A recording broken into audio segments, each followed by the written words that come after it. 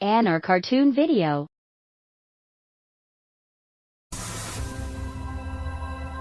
ये कहानी है उदयगढ़ राज्य की, जहाँ भानु प्रताप नाम के एक घमंडी राजा का राज चलता था।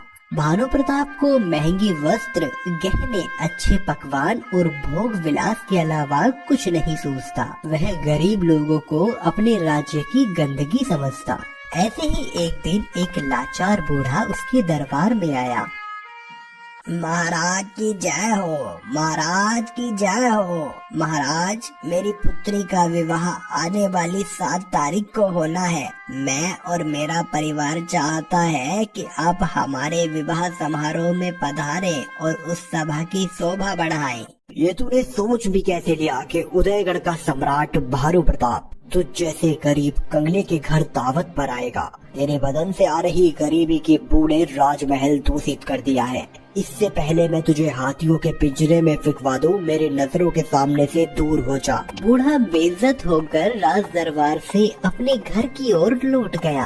समय यूं ही बीतता गया और एक दिन राजा के घर एक बेटी ने जन्म लिया। वो नन्ही राजकुमारी सुंदरता में किसी परी से कम न थी। राजा ने सभी दासियों को बुलाया और कहा, मेरी नन्ही राजकुमारी को हाथ लगाने से पहले तुम सबको प्रतिदिन गंगा जल से स्नान करके आना होगा और अपने इन गंदे हाथों पर दस्ताने पहनने के बाद ही तुम मेरी नन्ही राजकुमारी को नहलाना और बाकी के काम करना। वहीं रामगढ़ में ही एक गड़रिये दंपति के घर में एक बेटे ने जन्म लिया। उस बच्चे के दाहिने कंधे पर एक ओम का निशान बना हुआ था।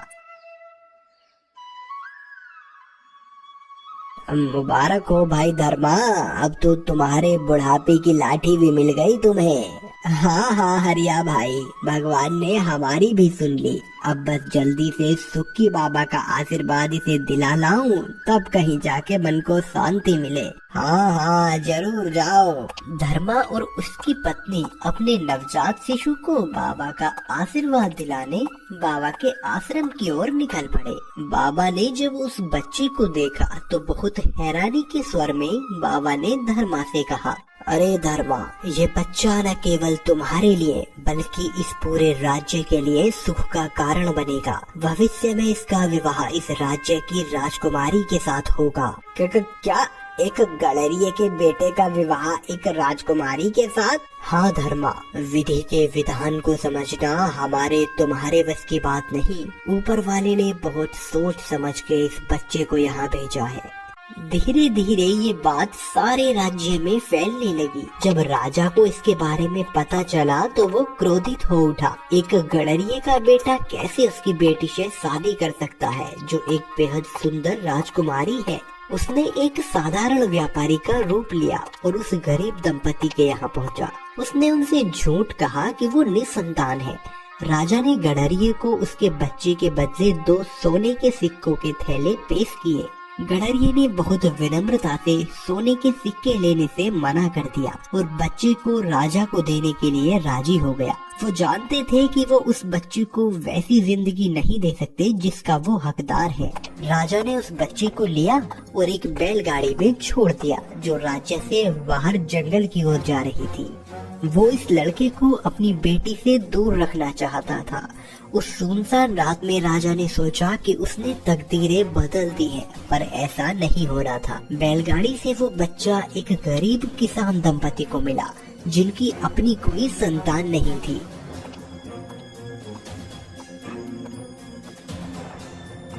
अरे अरे भाग्यवान, सुनती हो? तनिक देखो तो, ये छोटा सा बच्चा न जाने कौन यहाँ छोड़ गया। इतने छोटे बच्चे को आखिर कोई कैसे इस वीराने में छोड़ के जा सकता है? भगवान जाने किस डाली का ये फूल है जो अब उससे बिछड़ चुका है। मैं तो कहती हूँ जी, हमारी भी कोई औलाद नहीं है और इसके भी माँ बाप का कुछ पता नहीं है, तो क्यों ना हम ही इसे अपना लें? हो सकता है भगवान की यही मर्जी हो। किसान और उसकी पत्नी ने बच्चे को पालने का फैसला किया और उन्होंने उसका नाम रखा भरत। समय ऐसे ही बीतता गया और राजकुमारी भी अब बड़ी हो चुकी थी। एक दिन राजकुमारी अपनी दासियों के साथ राज्य के बाजार में घूमने के लिए निकली और तभी घगासुर नाम के एक जादूगर की नजर राजकुमारी पर पड़ी। राजकुमारी की सुंदरता को देखते ही जादूगर मंत्र मुग्ध हो गया और उसने अपने साथी से कहा, देखो देखो मेरे गुलाम, कितनी खूबसूरत राजकन्या है, इसे तो मैं तुम्हारी मालकिन बनाकर ही रहूंगा। लेकिन सम्राट, कहाँ वो एक राजमहलों में रहने वाली कन्या और कहाँ आप खंडरों में पले बड़े जादूगर, वो मला आपसे विवाह कैसे कर सकती है? जुबान को लगाम दे गुलाम कौए। जादूगर घोगा को जो चीज पसंद आ जाए फिर घोगा उसे हासिल करके ही दम लेता है।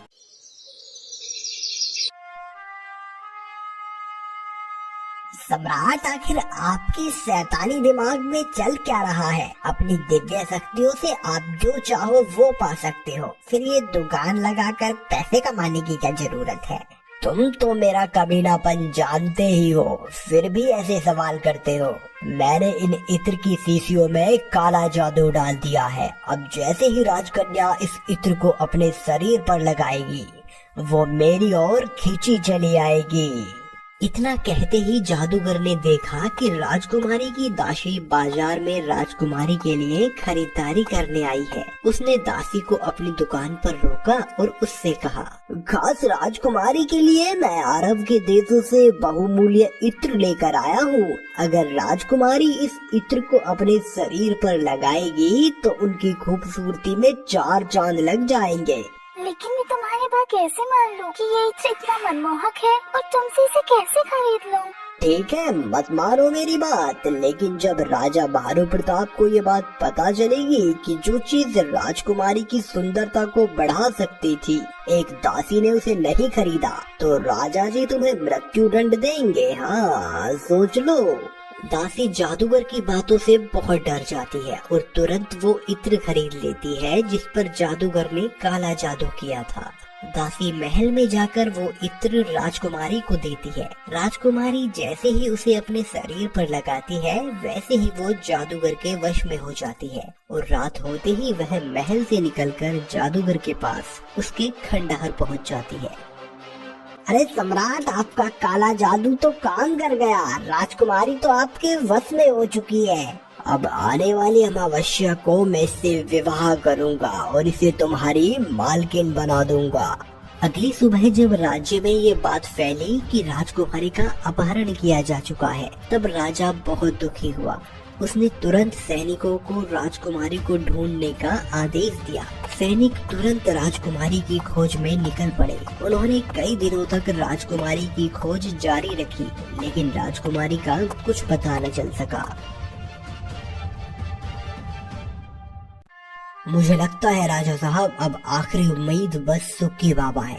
अब वो ही हमें इसका कुछ उपाय बता सकते हैं। राजा ने तुरंत बाबा को दरबार में बुलाने के आदेश दिए और कुछ देर बाद ही सुक्की बाबा राजमहल में उपस्थित हुए। बाबा, मैं बहुत दुखी हूँ। मेरी प्यारी राजकुमारी न जाने कहाँ चली गई है। कृपया मेरी मदद कीजिए। मैं असहाय साधु भला तुम्हारी क्या मदद कर सकता हूँ? तुम इतने बड़े राजा हो, इतने सैनिक तुम्हारे पास हैं, तुम खुद क्यों इसका हल नहीं निकाल पा रहे? बाबा, ये शोहरत, ये दौलत किसी काम नहीं आ रही मेरी नन्ही परी को ढूंढने में।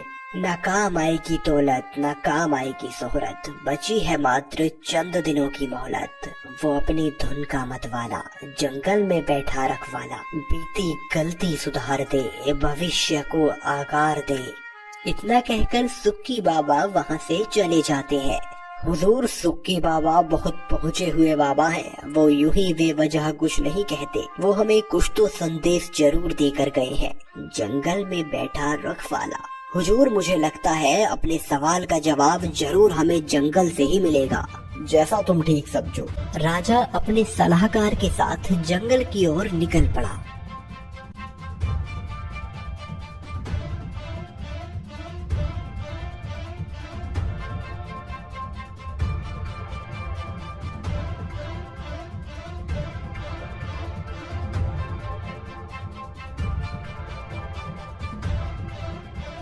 चलते चलते इतना समय हो गया है, लेकिन अभी तक तुम्हें साधु के सवाल का जवाब नहीं मिला। मैं तो भूख की वजह से बदहाल हो चुका हूँ। इस जंगल में न खाने के लिए कुछ फल है और न पीने के लिए जल।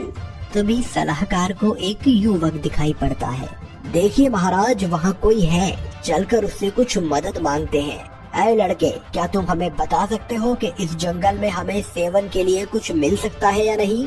जरूर, आगे जाके एक बगीचा पड़ेगा जहाँ आपको काफी मधुर फल खाने को मिल जाएंगे। अचानक राजा का ध्यान भरत के गर्दन के निशान पर गया और उसे सब याद आ गया। अब समझ आया कि साधु ने क्यों कहा था, बीती गलती सुधार दे, भविष्य को आकार दे। सुन है लड़के, अगर तू मेरा एक काम कर दे तो मैं तुझे अपने राज्य का एक हिस्सा दान में दे दूं। लेकिन महाराज, मैं आपके लिए क्या कर सकता हूँ?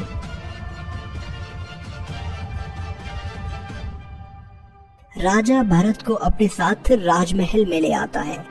दरअसल मेरी राजकुमारी बीते कुछ दिनों से लापता है। मेरी पूरी सेना भी मिलकर उसे नहीं ढूंढ पा रही है। मैं चाहता हूँ कि मेरी राजकुमारी को ढूंढने में तुम हमारी मदद करो और इसके बदले में हम तुम्हारा विवाह राजकुमारी के साथ करा देंगे और तुम्हें अपने महल में जगह देंगे। लेकिन महाराज, जो कार्य पूरी सेना मिलकर नहीं कर पा रही, वो कार्य मैं अकेला कैसे कर सकता हूँ? और मैंने तो कभी राजकुमारी को देखा तक नहीं है। इस बात का जवाब तुम्हें राज्य के बाहर रहने वाले सुक्की बाबा ही दे सकते हैं। भरत राजा की सारी बात सुनकर महल से चला जाता है और जब रानी को इस बात का पता चलता है कि राजकुमारी के लिए राजा ने एक गरीब अनजान युवक को चुना है, तो वह बहुत गुस्से से भर जाती है। दासी ने हमें बताया कि आपने हमारी राजकुमारी का विवाह किसी अनजान युवक से करने का वादा किया है। आप आखिर ऐसा कैसे कर सकते हैं?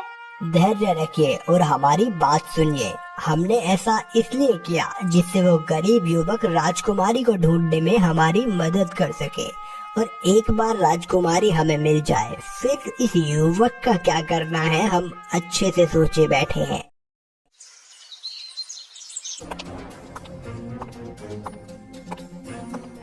भरत ढूंढता ढूंढता सुक्की बाबा के ठिकाने पर पहुंच जाता है।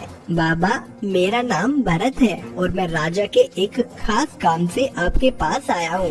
दरअसल राजा ने मुझे अपनी बेटी को ढूंढने का जिम्मा सौंपा है, लेकिन मैंने तो आज तक उसे देखा तक नहीं। मुझे समझ नहीं आ रहा कि मैं कैसे उस तक पहुँचूं। बाबा गहन ध्यान में बैठे थे। उन्होंने बहुत शांत स्वर में भरत से कहा, राजकुमारी को ढूंढने की है चाह, उसी की खुशबू दिखाएगी तुझे राह। भरत दिमाग से काफी चतुर था। वह तुरंत राजमहल गया और दासी से राजकुमारी की इत्र की बोतल ले आया, लेकिन उसे अब भी ये समझ नहीं आ रहा था कि इस बोतल से वह राजकुमारी को आखिर कैसे ढूंढे। तभी उसे एक युक्ति सूझी। उसने जंगल से एक खरगोश पकड़ा और उसके शरीर पर थोड़ा सा इत्र लगाया। इत्र लगाते ही उसने देखा कि खरगोश तुरंत जंगल की तरफ भागने लगा। उसने खरगोश का पीछा किया। भागते भागते खरगोश जादूगर की गुफा में चला गया। भरत भी चुपचाप गुफा में गया और उसने देखा कि एक राजकुमारी जैसी दिखने वाली लड़की को किसी ने बंदी बना कर रखा है। वह तुरंत राजकुमारी के पास गया। मेरा नाम भरत है और मैं यहाँ आया हूँ ताकि मैं तुम्हें आजाद करा सकूँ। तुम जल्दी से मेरे साथ अपने महल में चलो। ये सब इतना आसान नहीं। जादूगर गोगा ने मुझे अपने जादू के बस में किया हुआ है। मुझे आजाद कराने के लिए तुम्हें सबसे पहले उसे मारना होगा। वो यहाँ आता ही होगा। तुम जल्दी से यहाँ से चले जाओ। ठीक है, मैं यहाँ से चला जाता हूँ, लेकिन तुम्हें कैसे भी करके जादूगर की कमजोर कड़ी का पता लगाना होगा। इतना कहकर भरत गुफा से बाहर आता है और वो फैसला करता है कि वो इसी जंगल में रुकेगा और रोज राजकुमारी से मिलने आया करेगा। जादूगर गोगा, मैं तुमसे शादी के लिए तैयार हूँ। अचानक, पर कोई नहीं, देर आए दुरुस्त आए। शायद तुम्हें समझ आ गया कि तुम्हें मुझसे बचाने अब कोई नहीं आने वाला। मुझे थोड़ा वक्त चाहिए। मैंने अब तक तुमसे सिर्फ नफरत की है। तुम्हें जानने और समझने में थोड़ा वक्त तो लगेगा। ठीक है। क्या तुम अमर हो, या तुम शरीर बदल सकते हो, या अपना शरीर त्याग के दूसरे शरीर में प्रवेश कर सकते हो? इतने सारे सवाल। मैं आम लोगों से अलग तो हूँ, पर अमर भी नहीं हूँ। मेरी जान पूर्व के जंगल में नीलगिरी के पेड़ पर रहने वाले एक तोते में है। जब तक वो जीवित है मुझे कुछ नहीं हो सकता। अगले दिन भरत गुफा में लौटा और राजकुमारी ने उसे सारा किस्सा बताया। भरत जंगल में गया, वहाँ उसे नीलगिरी के पेड़ पे रहने वाला तोता दिखाई दिया। भरत ने एक मिठाई का टुकड़ा एक पत्थर पर रख दिया। थोड़ी देर में तोता नीचे आया। भरत ने लपक के उसे पकड़ लिया और झट से उसकी गर्दन मरोड़ दी। जादूगर मर गया और उसका सारा जादू खत्म हो गया। भरत राजकुमारी को लेकर महल में सबके सामने पहुँचा। राजकुमारी को देखते ही राजा और रानी की खुशी का ठिकाना न रहा। लेकिन साथ में ही राजा के सामने अब बड़ा सवाल ये भी है कि क्या वो राजकुमारी की शादी भरत के साथ कराएगा या नहीं। इस कहानी में आखिर भरत के साथ क्या होने वाला है, इन सभी बातों के जवाब आपको मिलेंगे इस कहानी के अगले भाग में। इस कहानी का अगला भाग देखने के लिए कमेंट कीजिए।